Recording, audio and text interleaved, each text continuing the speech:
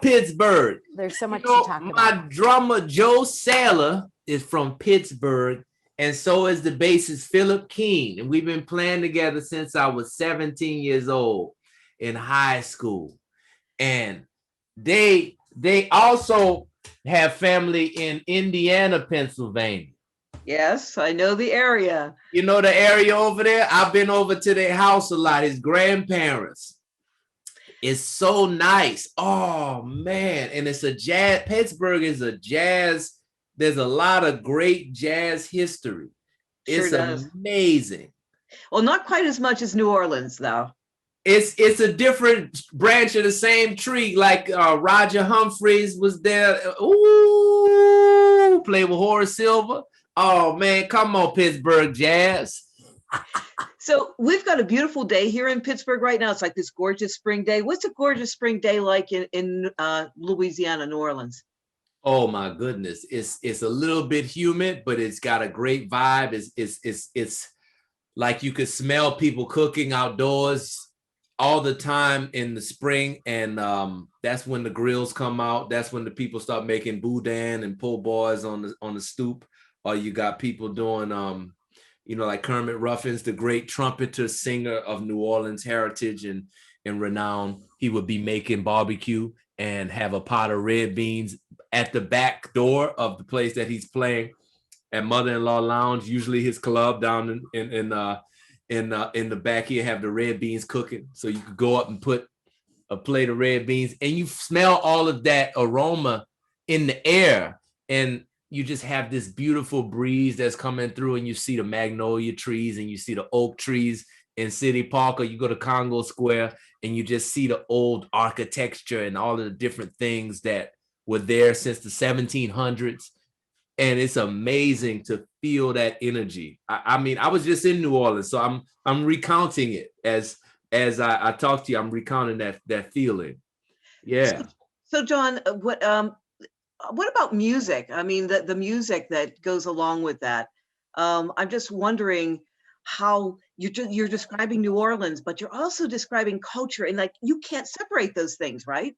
Oh no, it's melded together. It's the special quality of New Orleans. Somehow it has figured a concoction of culture, meaning the architecture, the food, the dance, the music, and it has maintained so united throughout the last couple centuries without being altered by the outside world and without being overly commodified to the point of destroying it. There are these commodified areas, but you can go in the different parts of New Orleans and it feels still rooted in the authenticity of the culture.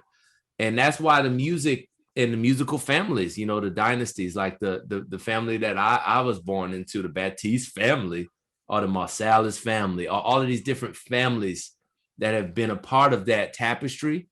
It's remarkable. And it's one of the only places in the world that's like that. I've been to a lot of different parts of the world, and there are very few cultural hubs, maybe in Brazil or Cuba. I remember that. But in America, it's a truly rare gem. And I'm very, very grateful to have been a part of this as I grew up until 17 years old, baby. Oh, you have what? How many brothers? Well, so my mother and father and sister I grew up with. And then my parents. So my dad has 7 brothers. My mom has 8 siblings. Wow. And I have over 30 cousins. So I consider them to be kind of like brothers. I grew up playing with my older cousins in a band that was the Junior Family Band. And they were great because they all played drums, and I was the youngest and I played drums too. So we all learned from each other and I was learning from them. And then they switched instruments so we could form a band, because you can't have a drum circle band. Maybe you could, but we didn't want that. So we had a band that was, Travis switched to bass, Jamal stayed on the drums, who was the oldest, and I played the piano. And from there, I started to lead bands when I was about 13 or 14, and I started working with Trombone Shorty, and we co-led a band. And then eventually I started to compose music and write and arrange. And I moved to New York when I was 17. And, you know, it's been a journey from 17 until now, you know, 33, 34 years old, making this album. I've had so many experiences that I just wanted to put into this music. You know, it's so vast. Well, you know, you're saying the new album is We Are, and you're talking about it's so vast. So I know I'm going to ask you to kind of shrink it down and tell me a little bit about like how this, you know, came together and what the genesis and what it means to you. Is this album different than what you've done before? Oh, yes, it means a lot to me, almost as a coming of age. It's like, think about 33, the age is like, it's the Jesus year. It's the year where it's almost that, you know, there's a rebirth. There's something that happens. I find when you look at the age that Miles Davis made, Kind of Blue, or just there's a maturity that an artist makes, even if it's not their biggest project or their most lauded project. It's the thing where you reach a point around that age where you see things for what they are in terms of what you have to offer the world. And you start to really dig your heels into that and settle into yourself. And this project is the culmination of so many different aspects of my life and so many different folks who were instrumental in me becoming who I am today. You know, I think about the collaborators from Quincy Jones to Mavis Staples. You know, these are elders to me. You know, these are elders. And then I think about my colleagues who I worked with, or the younger musicians I worked with. There's like the high school marching band, and I went to school, you know, this historically Black high school. St. Augustine has this legendary marching band. And these kids came and played on the record, all 100 of the marching band. And it means so much to me to share this because it creates something that is truly genreless. If it was a genre, it would just be the genre of Jon Batiste. That's it. You know, I think it's amazing as you know, when you first go out into the world, what you think you know is basically what you've been taught that you know, and then you start living and you start meeting people and you start being challenged, and then you start to realize, oh, wait a minute, no, I think this is what I think. And that has to happen musically too. Well, you realize what you thought you knew, you didn't even know that. And the beginning of actually realizing that you didn't know that is also the realization that, wow, I don't know much of anything. And once you realize that, that's when you start to be able to receive information and synthesize information. I've synthesized all of these experiences from being on TV and being in the jazz scene, which are like two opposite worlds. You're talking about like the jazz scene, the Village Vanguard, touring around the world with jazz greats, then playing with Prince and touring in stadiums, then going to be on TV, and you got corporate sponsors and you got in-ear monitors and camera blocking, and you got to nail the bit and go back to the song. And then you got musicals and writing for movies and things like that, and playing live and all of this stuff. I've been blessed to have these experiences at an early age. So now I'm just beginning, because all of that made me realize how much I don't know, how much I've been able to take from all of that, and most importantly, how much I've been able to synthesize it all and to really just make it filter all through my life's experience. And it becomes me now. It's not just these experiences I've had. It's now, this is my artistic vision and purpose. And this album marks really the beginning of me nailing in, like honing in on that, you know. So, you know, you've mentioned Stevie Wonder, you've mentioned Quincy Jones and Mavis Staples, and these are people who I think to a great degree, especially when you're talking about Stevie, they understood success hitting you when you're really young. You know, by the time Stevie was in his late 20s, I mean, how many Grammys, and I mean, he had just had enormous success. I'm sure that with the success you've had, you can go to somebody like that and say, okay, how do I balance this? How do I move forward? How do I keep direction? Oh, absolutely. It's funny that you mentioned Stevie, because he's someone who's really helped in being an example of having your joy intact, no matter what ups and downs you go through. You know, you can go to these extreme highs, and then you can have moments where you're not the it thing. but you're still creating. You still have value. You know, that's the ageist society we live in. It's just this thing where someone gets older, we don't consider their music or their thing to be hot or the thing that is value. And I don't believe that. No one, it's not real. It's a construct. So I've always found that the elders actually really help me to stay in balance, because I look at them in their trajectory and I talk to them. I talk to Stephen and, you know, I ask them questions and I say, well, what happens when you feel like you need to find balance, or you feel like you're not stable in your creativity or in your life? And, you know, he just says stuff like, don't let anybody take your joy away from you. Just guiding principles, you know. That's pretty important. You know, you're talking about stability, and in the last year, you know, we can talk about all the crazy things about this last year, whether it's pandemic, but also, you know, we're going through the George Floyd, the trial now. We're Black Lives Matter. There was a lot that was going on while you were making this album. That also has to have an impact on not only what you're creating here, but what you look towards as you look. Where do you go with your music next? I've always thought about the things that happen in the world, the external world, and how they are always going on in the internal world of people throughout the history of time, in our mind, in our heart, and our soul. All these things, these emotions, these things that create our actions. You know, we have the emotion first, we have the thought first, and then the action occurs.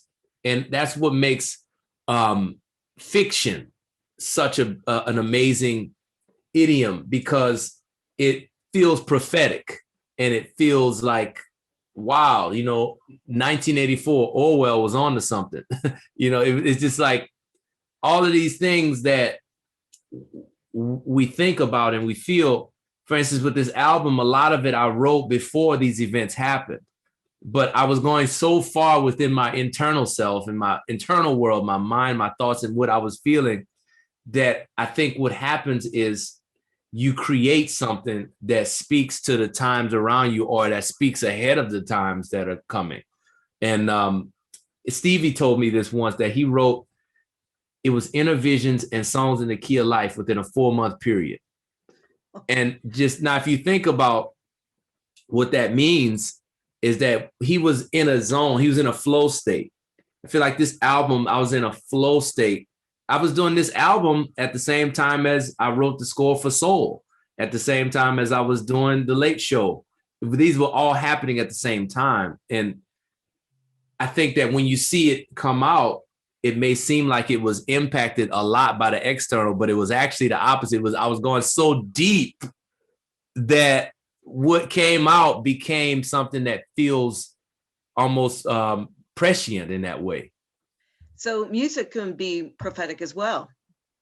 Oh yeah, it's crazy how that's what makes it so infectious and universal. It's one of those things that speaks to everybody, and it speaks to the times we're in, even if we're not in that time. We can listen back to something, for instance, that Beethoven wrote, and it can feel, wow, this really, I feel this right now, even if it's not the same aesthetic. You know, we don't make music symphonically as our first go-to in this time, but the melodies and the feeling behind it, oh wow, I feel that just like as if he wrote that today.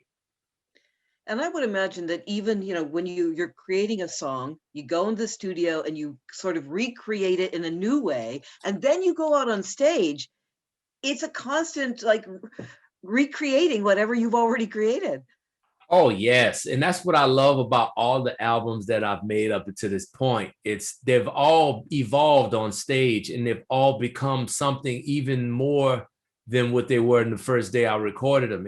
And every album has been a timestamp, from my first album when I was in high school to all the albums that we made when I moved to New York, like the album we made in the subway, and we were doing our Love Riot, and you know, all of that stuff that we were doing with the Love Riot in that era of time. Then the album that we made before we started being on TV every night, and then now it's just like all of these timestamps were learning experiences that grew on stage. And then all of that is going to happen with this album, which when we get back to a safe world and we tour this record and the band is playing, this is going to be insane. Wow. I'm looking forward to those days. Hey, before we wrap up here, I have to first of all say congratulations on the Golden Globe. That's exciting. Oh, thank you. You got an Oscar ceremony coming up, which is, it must be wild to hear that. Like, oh yeah, I'm nominated for an Oscar. Tell me a little bit about Soul, because that's just not an ordinary project that you got involved in there. That one, I think it really reaches deep. Oh, thank you very much for saying that. And it's really special to be a part of it. I was really blessed to work with such great collaborators. They were some of the best collaborators that anyone could wish to have. You know, No Egos, Trent Reznor, Atticus Ross, Pete Docter, the visionary creative brain behind it all at Pixar, and Kent Powers co-directing. Great team at Pixar. We just really wanted to make something that was truly unusual and innovative. You know, throughout the process, there was parts where I scored. There was no picture. We never had a script the entire time. It was just about an emotion, like what I was saying about the internal spirit.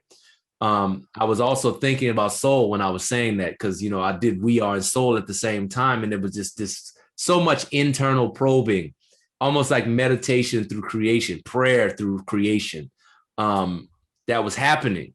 And that was the only way we could work together on this, because it was such an unusual, innovative process. 3 composers on a film that goes between 2 worlds, the great beyond and Earth. And it's an animation, and it's a first Pixar Black lead, and it is a jazz-based film that has existential questions at the heart of it. What? Like, how do we approach this? You know, like, how do we get into it? So it was really a special collaboration. And to wrap things up here, I just want to ask you about the title of the album, We Are. That's a declarative statement, I think. Yes, we are. It's the question and the answer all in one. We are. We are here, and we are if we decide to be. It's a question that we have to ask ourselves individually and also as a greater community, both globally and locally. What is it that we are, and who are we? And that's the thing that I love about music, is it has this aspect of community. When you listen to this record, it has this feeling of community. And I think that that's the vibration of who I believe us to be. And that's why I made the record. Well, Jon, I know that you are doing a lot of these, so I don't want to like wear you down here and let you get going. But I have to say that, you know, I always think this is a hard part of your job, that it's more fun to make the music than have to talk about it. But you do a pretty good job. Oh, wow. Well, thank you. Just it's hard to put it into words. You're right. But I just try to find a way to do that, you know. Thank you for your time. It's really appreciated. And it has been just a joy to talk with you. I really liked hearing your thoughts about music and beyond. Oh, thank you. I love talking. I want to talk in person. It'd be an even better vibe too. That I would love to. Honestly, it would be cool if like you could come in and just like play guest DJ even, and just because then you could really talk about the music as you're listening to it. To me, that's one of the most fun things to do with a musician. Oh yeah, I love sharing music with people like that. It's a cool thing to be able to point to the moments that really moved you, you know? Yeah, exactly. And why? That's hard to do. I mean, I've listened to music sometimes where I'm really moved and I can't tell you why. I don't know why. Yes. You know, a song will make me cry and I don't know why. Right. It's something in it though. It grabs you. It's why we listen to music. It's how we sustain ourselves.